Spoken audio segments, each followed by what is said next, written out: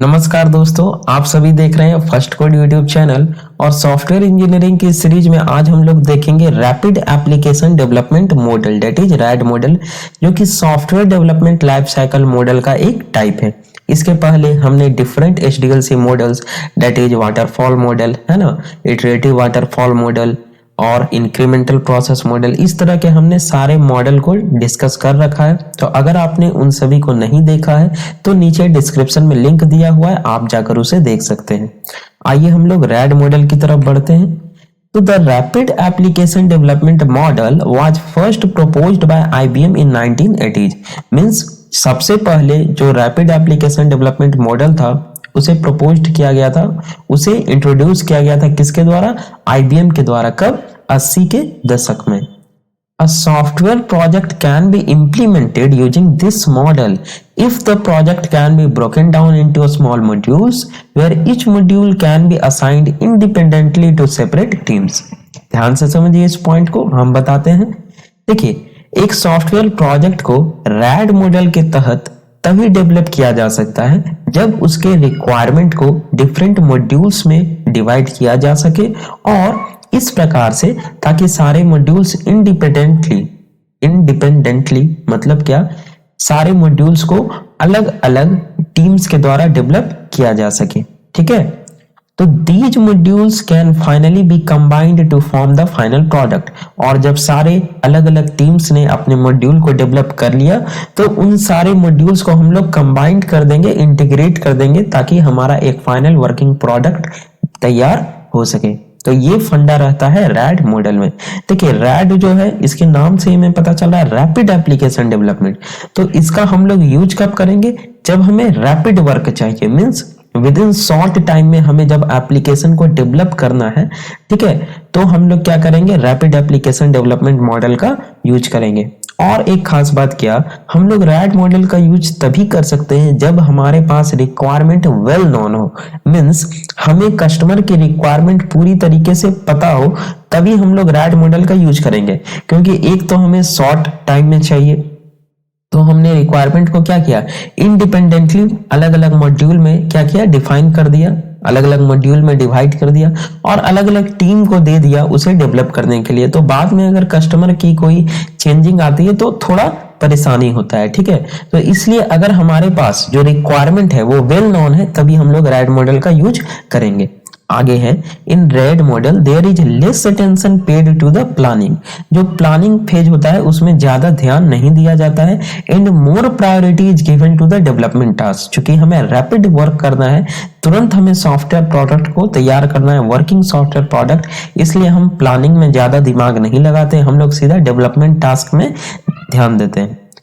It targets at developing software in a short span of time. इसका target ही होता है कि कम समय में हम लोग वर्किंग सॉफ्टवेयर को रेडी कर सके।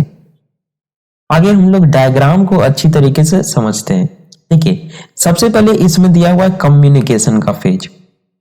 आप लोग जानते हैं कम्युनिकेशन में क्या होता है। देखिए, अगर आप लोग एचडीएलसी के फेजेज के बारे में नहीं जानते हैं तो आई बटन पे क्लिक कीजिए और आपको दिख रहा होगा software development life cycle and it's phases. उस पर क्लिक करके आप उस वीडियो को देखिए, तो आपको सॉफ्टवेयर डेवलपमेंट लाइफ साइकिल और उसके सारे फेजेज को अच्छे से समझ में आ जाएगा। यहाँ पे हम लोग बात करते हैं, सबसे पहले रैड मॉडल में क्या होता है? कम्युनिकेशन मींस रिक्वायरमेंट गैदरिंग वाला काम होता है। उसके बाद प्लानिंग वाला काम होता है, मींस हम लोग प्लान करते हैं, ज्यादा इस पे हम लोग दिमाग नहीं लगाते हैं। प्लानिंग में थोड़ा बहुत देखते हैं किस तरह से हमने सॉफ्टवेयर को डेवलप करना है। इसके बाद यहां से हम लोग क्या करते हैं कि अलग अलग टीम बना लेते हैं अपना। ठीक है, कि हमारा n नंबर ऑफ टीम्स है, 4 या 5 नंबर ऑफ टीम्स है, और अलग अलग टीम हमारा अलग अलग मॉड्यूल को क्या करेगी? डेवलप करेगी, पैरेलली डेवलप करेगी, तब ना हमारा काम रैपिड हो पाएगा। ठीक है, तो यहाँ पे प्लानिंग के बाद हम लोग जस्ट क्या करते हैं, यहाँ देखिए आपको दिख रहा होगा टीम 1, टीम 2, इसी तरह से टीम n, जो कि क्या करेगी? मॉडलिंग करेगी, और मॉडलिंग के बाद कंस्ट्रक्शन करेगी। उसके बाद जब सारी टीमों ने n नंबर ऑफ टीम्स ने अपने अपने मॉड्यूल को डेवलप कर लिया, तो उन सभी मॉड्यूल्स को हम लोग क्या करेंगे? इंटीग्रेट करेंगे, मींस कंबाइन करेंगे, और एक कंप्लीटली फाइनल वर्किंग प्रोडक्ट तैयार हो जाएगा, जिसे हम लोग क्लाइंट साइड पे डिप्लॉयमेंट करवा देंगे। तो आपको प्रोसेस पूरा समझ में आ गया। समझिए बात को, कम्युनिकेशन हमने साथ में किया, प्लानिंग हमने साथ में किया। उसके बाद क्या किया हमने कि अलग अलग वो सारे जो एम्प्लॉय थे, जो भी सॉफ्टवेयर डेवलपर थे जिन्होंने कम्युनिकेशन प्लानिंग किया, उन सभी का हमने डिवाइड कर दिया अलग अलग टीम में। इन्हीं को टीम 1, टीम 2, टीम N तक हमने जितना भी हमारा रिक्वायरमेंट था उस हिसाब से हमने अलग अलग टीमों में डिवाइड कर दिया, और रिक्वायरमेंट को भी हमने डिफरेंट मॉड्यूल्स में डिवाइड किया। इस तरह से इंडिपेंडेंटली मॉड्यूल्स में डिवाइड किया ताकि अलग अलग टीम उस पे अपना वर्क कर सके, उन्हें दूसरे टीमों से कोई मतलब ना रहे। तो यहाँ पे हमने पहले ही पॉइंट में देखिए पढ़ा था क्या कि this project can be implemented using this model if the project can be broken down into small modules. किस तरह से? Where each module can be assigned independently to separate teams, जहां पे हर एक मॉड्यूल इंडिपेंडेंटली हर एक टीम को क्या कर सके, हम लोग असाइन कर सके। तो हमने अलग अलग टीम भी बना लिया, अलग अलग मॉड्यूल बना लिया, सबको असाइन करवा दिया। तो सारे टीम अपने अपने मॉड्यूल पे वर्क कर रहे हैं, और जब सारे टीमों ने अपना टास्क को कंप्लीट कर लिया तो हमने फाइनली क्या किया, उन सारे मॉड्यूल्स को इंटीग्रेट करवा दिया, कंबाइन करवा दिया, और जब हमारा फाइनल वर्किंग प्रोडक्ट तैयार हो गया तो उसे कस्टमर साइड पे डिप्लॉय करवा दिया। ये था रैड की पूरी कहानी। अब हम लोग इसके फेजेस को देख लेते हैं एक एक बार कि क्या होता है आखिर इन फेजों में। इसमें मॉडलिंग सबसे ज्यादा आपका इंपॉर्टेंट है, क्योंकि देखिए कम्युनिकेशन आप लोग नाम से समझ रहे हैं कम्युनिकेशन क्या होता है, प्लानिंग क्या होता है, कंस्ट्रक्शन में हम लोग कंस्ट्रक्ट करेंगे, डिजाइन एंड कंस्ट्रक्शन, डिप्लॉयमेंट में क्या करेंगे, कस्टमर साइड में डिप्लॉय कर देंगे, और अगर कस्टमर को मेंटेनेंस की नीड होगी तो हम लोग उसे मेंटेनेंस प्रोवाइड करेंगे, उससे फीडबैक लेंगे। इस तरह की बातें होगी। मॉडलिंग क्या होता है ये बहुत इंपॉर्टेंट है, और एग्जाम में अगर आपसे पूछा जाए तो मॉडलिंग को अच्छे से एक्सप्लेन करके आना है। तो आगे हम लोग बढ़ते हैं, देख लेते हैं फेजेज ऑफ रैड मॉडल। हमने देख लिया 5 फेजेज होते हैं।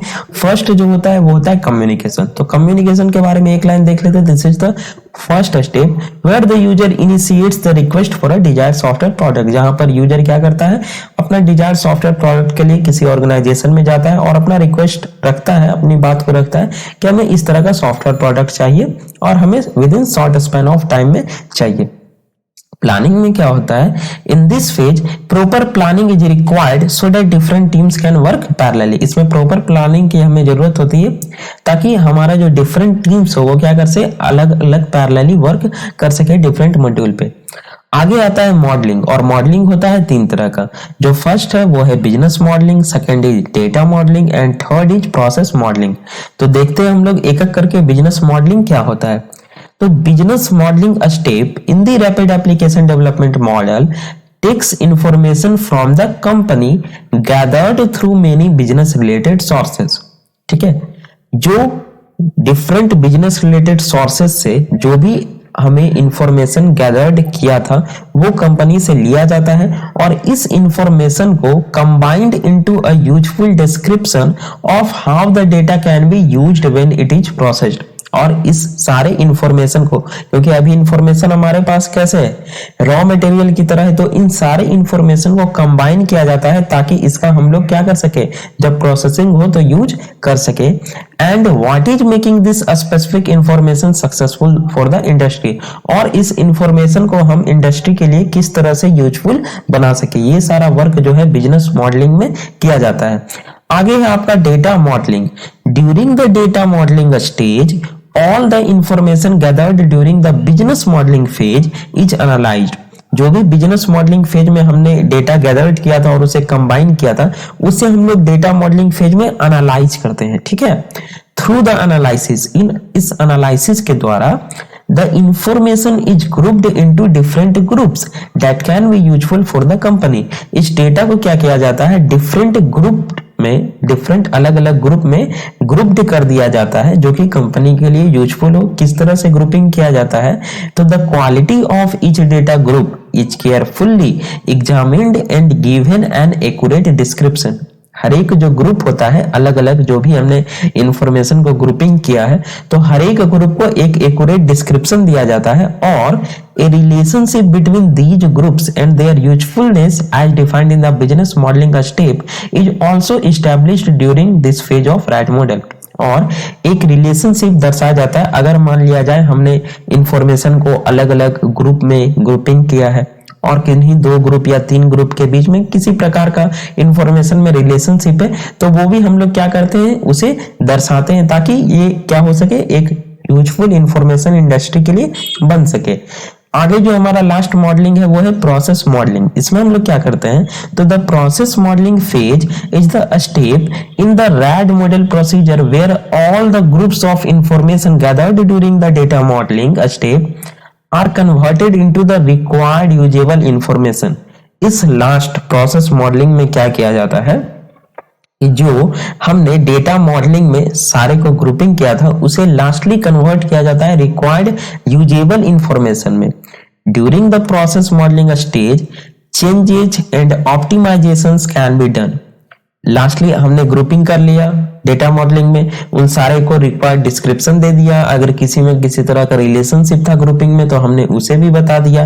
अब लास्ट में अगर किसी तरह का चेंज होता है, किसी तरह की चेंजेज होती है इंफॉर्मेशन में, तो उसे हम लोग क्या कर सकते हैं, मेंटेन सारा वगैरह कर सकते हैं ताकि हमें डेवलपमेंट में किसी भी प्रकार की कोई दिक्कत ना हो।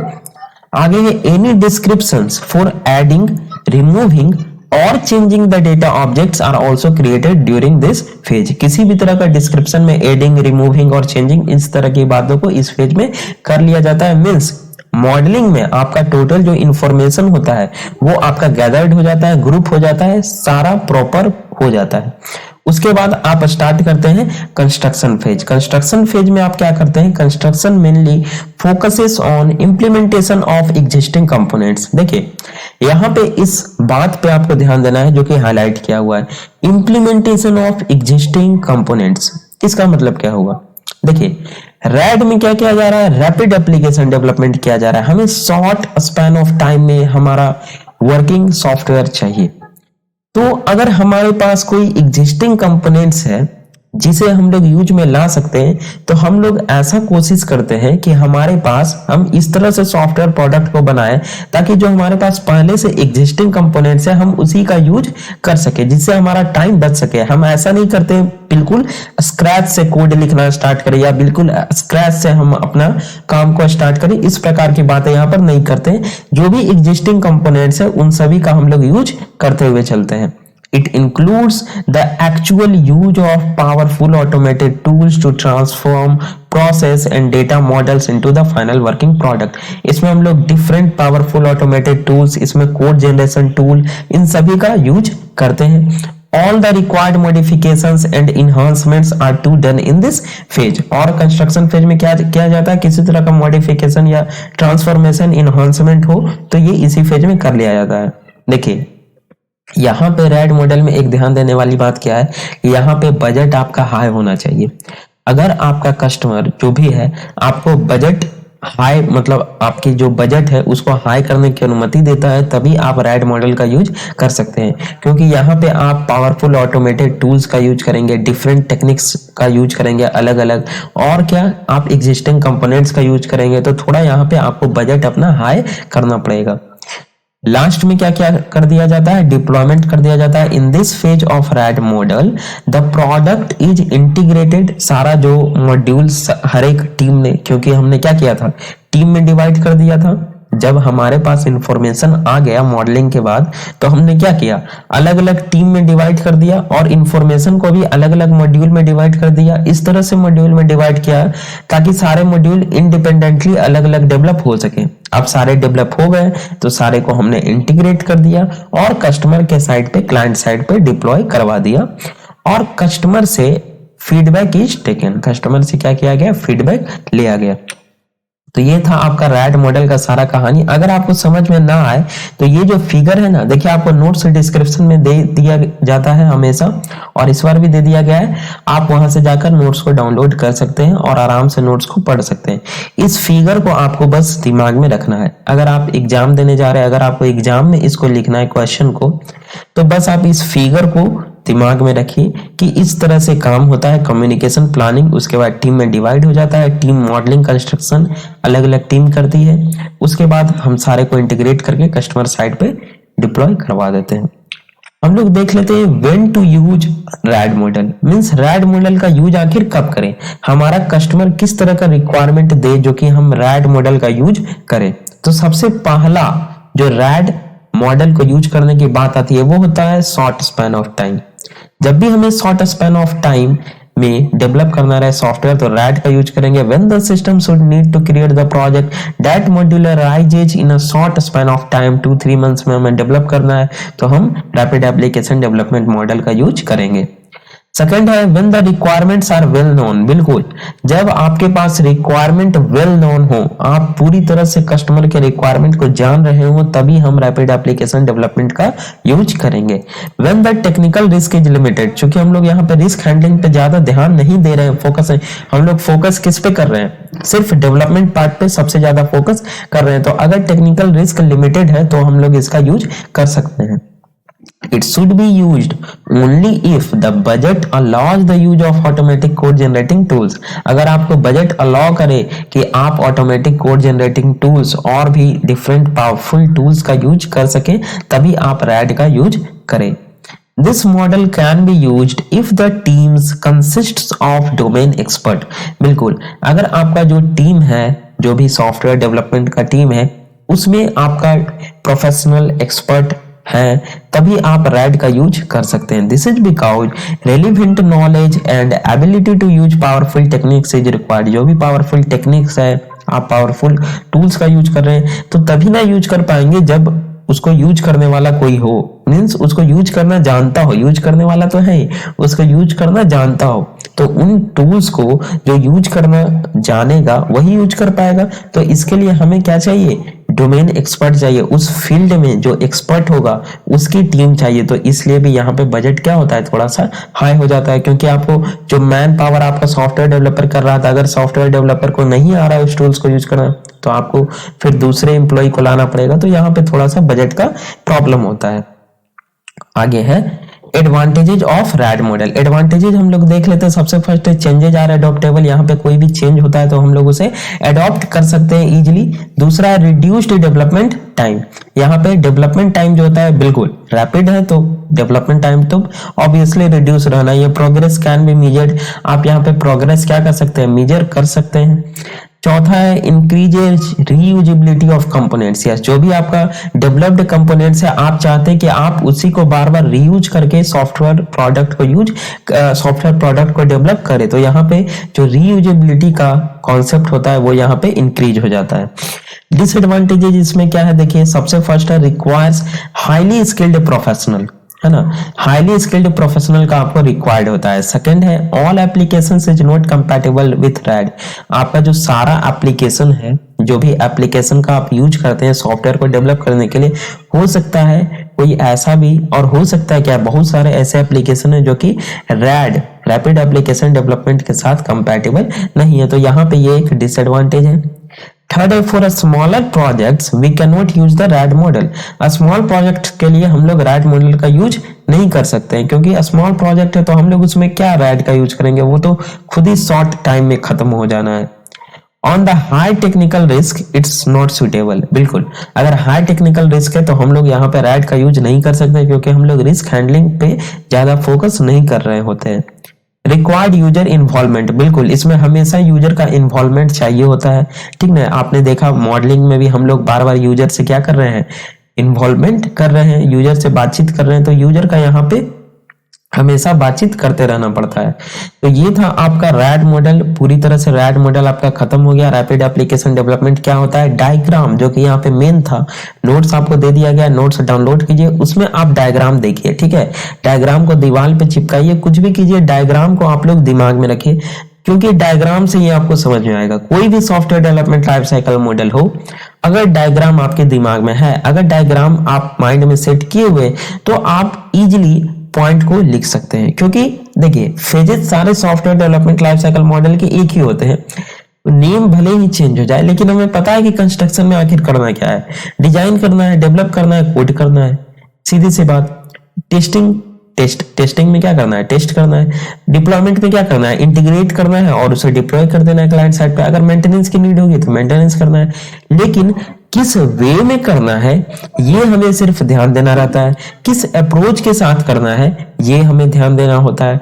तो है सारा एक ही चीज, लेकिन जो वे ऑफ डन है किस तरह से किया जाए और जो अप्रोच है वो चेंज हो जाता है अलग अलग लाइफ साइकिल मॉडल में। तो आपको सिर्फ इन बातों का ध्यान रखना है, ठीक है। तो बने रहिए हमारे साथ, मिलते हैं अपने नेक्स्ट वीडियो में। और अगर ये लेक्चर अच्छा लगा हो तो प्लीज लेक्चर को लाइक कर दीजिए, और आप लोग कमेंट देखिए नहीं करते, आप लोग प्लीज कमेंट भी किया कीजिए। मिलते हैं अपने नेक्स्ट वीडियो में। Thanks for watching.